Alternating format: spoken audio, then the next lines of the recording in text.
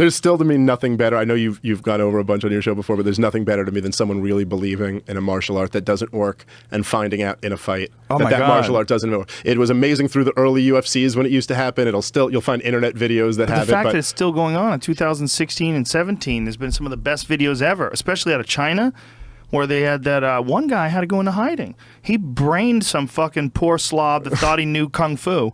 You know, some dude really thought he was going to cheat touch this guy, and this Chinese kid who knows MMA fucked this guy up and had to go into hiding because so many people are mad at him for using martial arts techniques that didn't originate in China to sort of denigrate Chinese martial arts. Man. Yeah. Myth versus reality. Always interesting. They are fighting against the exposing of their bullshit, nonsensical fucking tiger claw shit. And you've got an entire identity associated with this being real. Meanwhile, the guy who did it is also Chinese. So China is apparently, like Asia in particular, is where a lot of the martial arts techniques that people use today originated. And they were sort of adapted, and they were changed, and they evolved, particularly in Thailand. They really started understanding how to kick the legs, and they became masters at using the elbows and the knees, more so than... And they did it through competition, which is really quite fascinating. They did it through gambling. And by having these competitions on a regular basis where people were like 9, 10 years old, they start fighting. And they fight. They might have hundreds and hundreds of fights in their career by the time they retire.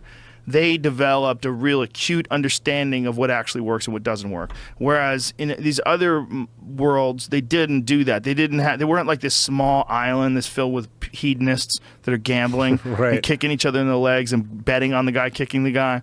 That's really what developed that art. But then there's other ones that sort of stayed in this non-evolved state. And then as the material sort of got out to all of the world and people started evolving the techniques, it all coalesced together in the Ultimate Fighting Championship. And then we realized, okay, it's a combination of these things. It doesn't necessarily always work on every individual, and styles sort of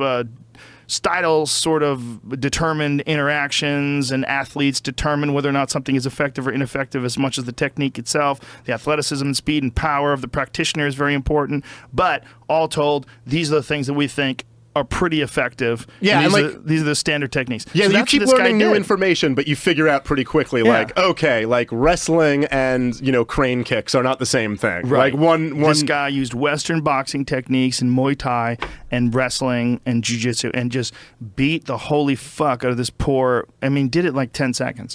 Beat the holy fuck out of this poor kung fu guy. And then he had to go into hiding. People didn't want to know. So look at this guy. This poor fucking dude. You could just already tell. Like he's got some crane technique going on, and the kid just fucking starts beating the shit out of him. Boom, boom, boom, boom. Just fucking pummeling him unconscious, knuckles to the temple. Literally, it happens all in like 10, 15 seconds. This kid just kicks the shit out of him.